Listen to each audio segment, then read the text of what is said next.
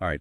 Um, let's dive into this fast retailing deep dive. So you've brought their 2023 integrated report, and it's pretty dense. Lots of information about their brands, financials, future plans, all that. Yeah, it is quite comprehensive, and it seems like you're interested in getting a good grasp of how are they performing, what are the strategies they're using, and what challenges are they facing. Yeah, basically. I mean, it's a pretty complex business, right? It's like a whole world of fashion, right? We should probably start with this lifewear concept, though. It seems to be like their guiding philosophy. It's definitely at the core of it drives their product development, their brand identity, their whole sustainability Well, approach. what does that actually mean? Like, how does it translate from, a concept to a tangible product? Okay, so they emphasize simple, high-quality clothing designed for versatility, long-lasting. So think durable fabrics, functional designs, classic styles, nothing too trendy that'll go out of fashion quickly. Ah, so it's about clothes that work for you, regardless of who you are or what you do, not just chasing the latest trends. Exactly. And they're very committed to this made-for-all idea, Hmm. creating clothes that, transcend individual differences, cultural boundaries, all that. Right, I see. But how do they ensure that this quality, this inclusivity, is happening all the way through their supply chain? Because especially in fast fashion, there are ethical concerns there. Yeah, that's a really good point. And that's where their Takuni artisans come in. So these are master crafts people. They have deep knowledge of Japanese textile techniques, and fast retailing actually integrates them into the production process. So they're not just like figureheads, right? They're actually hands-on. Absolutely, yeah. They work closely with the production partners to ensure high quality and they transfer their expertise, So it's like that essence of lifewear is literally woven into the fabric. Wow, that's fascinating. It's Yeah. like connecting that old world craftsmanship with like modern global fashion. Okay, let's shift gears a little bit and talk about the brands, starting with Unicanello, their flagship, right? They're everywhere these days. Yeah, they've been expanding rapidly. As of August 2023, they had a staggering 2,434 stores worldwide. Whoa, that's a lot of stores. But it's not just about numbers, right? They have a strategy for how they approach new markets, don't they? Yes, their focus has been on creating what they call community-rooted stores. So they're tailored to the specific needs and preferences of each local market. Interesting. So it's not like a cookie cutter approach Sure. where every store is identical regardless of location. Exactly. They want their stores to kind of blend into the community, reflect the local culture. It's not just about slapping a logo on a storefront. So it's about becoming part of the fabric of the community, not imposing a brand identity from the outside, right? Precisely, and it seems to be working. Uniqlo International, so their operations outside of Japan, now account for over 50% of their sales. Wow, that's a major shift. Yeah. Shows they're really a global brand now. But are there any regions where they're struggling, where it's not quite working? North America has been a bit of a tough nut to crack. They've made progress, but consistent profitability is still something they're working towards. Why is that? Is it just the competition? Or are there other factors? It's a combination of things. I mean, the North American market is very competitive, and consumer preferences can be different from other regions. So Uniqlo is adapting their operations and product offerings to cater to that. So it's about finding that balance, right? Staying true to the lifewear philosophy, but also making those adjustments. Yeah, and they're very data-driven, Like recently they opened a pop-up store in Poland to test the waters in a new market. They analyze the sales, customer feedback. They really see what works. It's like constant experimentation, constant Yeah. refinement, right? So Uniqlo is one piece of the puzzle. What about GU?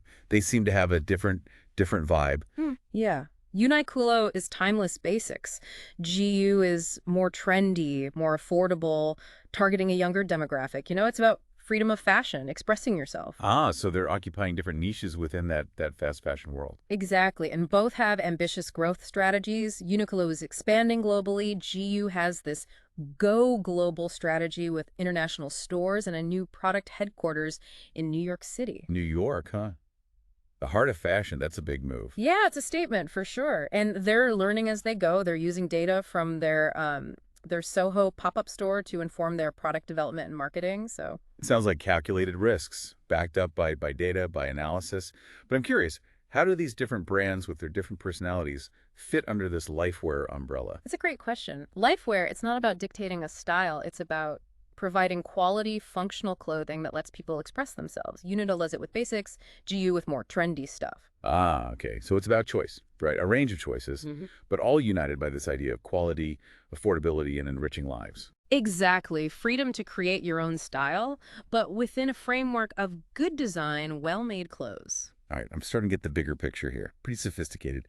Okay, let's dive into their financials now. They've had a pretty remarkable year, right? Oh yeah, financially 2023 was a banner year. Consolidated revenue hit a record of 2.76 trillion. That's a 20.2% increase year on year. Okay, that's serious growth. Uniout International probably played a big part in that. Absolutely. They were the star performer, contributing a lot to both the revenue and the operating profit. All the brands saw positive growth, though, which shows that this diversified strategy is working. So they're doing well across the board. But let's break it down further. What about the key metrics? What's driving this performance? Well, operating profit jumped to 381 billion, a 28.2% increase. So it's not just top-line growth. They're managing costs effectively. They're becoming more profitable. It's impressive, especially with, rising costs and inflation this year. Must mean their operations are very efficient. They are. But it's not just cost control. They're also strategic with pricing and inventory management. They're making sure they have the right products at the right time to meet demand. That's a delicate balance, right? Competitive prices, but also protecting those margins. What about free cash flow? That's always a good indicator of financial health. Well, their free cash flow for 2023 was negative 111.1 billion. Negative. That sounds a little concerning. What's going on there? Not necessarily a red flag in this case. It's mainly because of their strategic investments in securities and bank deposits. So they're essentially parking cash in safe, low-risk assets. Yeah. Why would they do that instead of, reinvesting it in the business or giving it back to shareholders? It's a mix of factors. They're being cautious given the global economic uncertainty. And they might be building up reserves for future acquisitions, strategic investments down the line. Ah, so it's a pause, a strategic pause, not necessarily a sign of weakness. Exactly. And if you adjust for these investments, their underlying free cash flow is actually quite strong. They're generating plenty of cash from the core business. Okay, that makes sense. But investors, they want returns. What are they doing for shareholders? They are committed to shareholder value, yeah. They've announced plans for both dividends and share buybacks. Give me the numbers. What kind of returns are we talking about? So they're planning a dividend of 480 per share. And they've allocated 100 billion for share buybacks. This shows, they're willing to reward investors and share their success. Sounds pretty generous. Sign of confidence in the future? But with all this growth and expansion, there must be challenges as well. Nothing's ever perfect, right? Yeah. What headwinds are they facing? One of the biggest challenges is managing those rising costs. Raw materials are going up, and that puts pressure on their margins. And they're also dealing with the fluctuating yen, which affects their earnings when they translate foreign currencies. It's a complex global landscape they're navigating. What other challenges are they facing as they, try to maintain this growth? Competition is fierce, for one. The global fashion market is crowded, and they have to constantly innovate and adapt to stay relevant, right?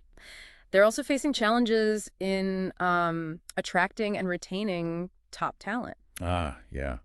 It's all about the people in the end. You can have the best strategy, the best products, but if you don't have the right team, it won't work. Right, and let's not forget the increasing pressure to be sustainable. Consumers want transparency. They want ethical practices. Fast retailing needs to demonstrate that commitment if they want to maintain their reputation and appeal to conscious consumers. Yeah, that's a really good point. It's not just about profits anymore. It's about doing business responsibly. We could definitely delve deeper into that next time.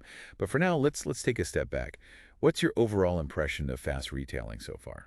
It's a lot to process. I'm ready to synthesize some of these insights and see where they lead us. Ready to get back to fast retailing. So we've looked at their brands, their philosophy, their financials. Now let's talk about their sustainability efforts. Definitely. We touched on it briefly before, but I really want to understand how they're turning these goals into actions. Especially in fashion, there's a lot of scrutiny about their environmental and social impact. You're right. Sustainability is a big topic. And for fast retailing, it's not just talk. They've set some ambitious goals. They're actually integrating it into every part of their business. So it's not just, what's the word, greenwashing. They're actually walking the walk. Yes, their ultimate goal is to achieve net zero greenhouse gas emissions by 2050, which is, pretty bold, especially for a global company with such a complex supply chain. Yeah, that's a tight timeline. How are they going to achieve that? What specific steps are they taking to lessen their environmental footprint? It's a multi-pronged approach. So they're investing in renewable energy for their stores, offices, they're improving energy efficiency in their buildings and reducing waste throughout their operations. So that's their own direct Yeah. emissions. But what about the emissions from their suppliers, from the whole supply chain? That's a big challenge for fashion companies. Absolutely, yeah. They're aware of that, and they're working to make their supply chains more sustainable, partnering with suppliers who are also committed to the environment, providing guidance, support to help them reduce their emissions, improve practices. Sounds like a collaborative approach rather than just, dictating terms. Exactly. And beyond just emissions, they're also focusing on ethical sourcing and responsible manufacturing. It's all part of sustainability. Right, of course.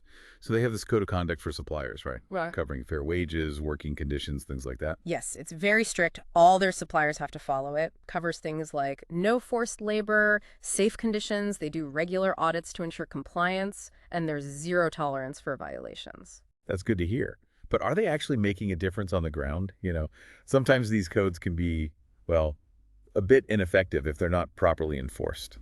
Well, they're increasing transparency and traceability in their supply chains. They published a list of their production partners, for instance, and they're working to make sure all their materials are sourced ethically. Yeah, transparency is so important. It lets consumers make informed choices, Yeah. and it holds companies accountable. Exactly. And on the product side, they're encouraging customers to think about longevity, to choose items that last. Plus, they're investing in recycling and upcycling initiatives. So it's about giving clothes a second life, right? Tackling that throwaway culture. Exactly. Can you give us some specific examples of these recycling programs? What happens to, the old Uniqlo sweaters or GU jeans? Yeah, they have a global program where you can bring back unwanted clothes to the stores. Then those clothes are sorted, some are donated, others are recycled or upcycled into new things. It's like closing the loop, creating a circular economy for their clothes. Pretty impressive. But what about their social impact beyond the supply chain? Are they, giving back to the community, addressing social issues? Yes, they're involved in a number of community initiatives, both locally and globally. They support organizations focused on empowering women, education, providing aid to refugees, things like that. Can you give us an example of a specific program that shows this commitment? Sure. One of their most notable ones is called the Power of Clothing Project. They partner with schools to collect used clothes and donate them to refugees around the world. Wow, that's fantastic. Engaging young people, promoting giving, and providing essential help to those in need. We've talked about their sustainability efforts, but what challenges are they facing in this area? I mean, it can't be easy for a company of their size to make these changes. Yeah, you're right. It's a complex process, and there are a few challenges. One is balancing the sustainability commitment with their growth ambitions. As they expand, it gets harder to keep that same level of oversight and control over their supply chains. Classic growing pains, but it sounds like they're dedicated to making it work. Yeah. What other challenges are they dealing with? Transparency is an ongoing thing. They've made progress in providing more information about their supply chain, their practices, but there's always room for improvement, right? Consumers are becoming more demanding. They want more details about the products they buy. Fast retailing has to keep up. It's a constantly evolving landscape. They have to adapt, improve transparency to build that trust with consumers. Exactly. So big picture, what's your assessment of their approach to sustainability? Are they living up to their promises? I think they're making a genuine effort. They're taking concrete steps, setting goals, taking action, showing a willingness to learn and adapt. That's good to hear. But like you said, there's always room to grow. Where do you think they could do better? Um, I think they can be more proactive in communicating their initiatives to consumers. They're doing good work, but they need to tell their story better, highlight their progress. Yeah, it's not enough to just do it. You have to let people know. What else? Any other areas for improvement? I think engaging customers more in their sustainability journey would be good. Make it easier for them to make informed choices, to participate in those recycling programs. It's about empowering consumers to be part of the solution, not just passive buyers. Yeah. Okay, so we've talked a lot about their sustainability. Now we need to address the bigger business outlook. They've done well financially, but what challenges are on the horizon? What should investors and consumers be aware of? Right, yeah. Are there any potential storm clouds gathering? Definitely. Let's shift our focus to those potential challenges and risks as we continue our deep dive. So we've explored, fast retailing's growth, their unique approach to fashion, Mm. and their commitment to sustainability.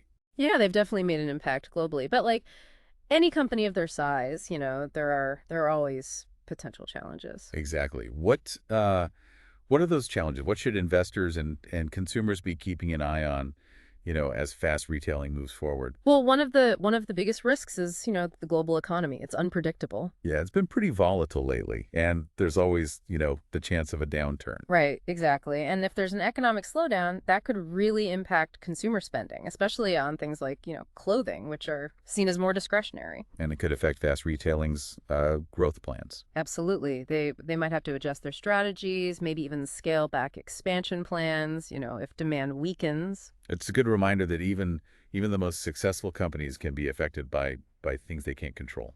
Yeah, and another challenge is keeping up with consumer preferences, which are always changing, especially in fashion. Ah, yeah.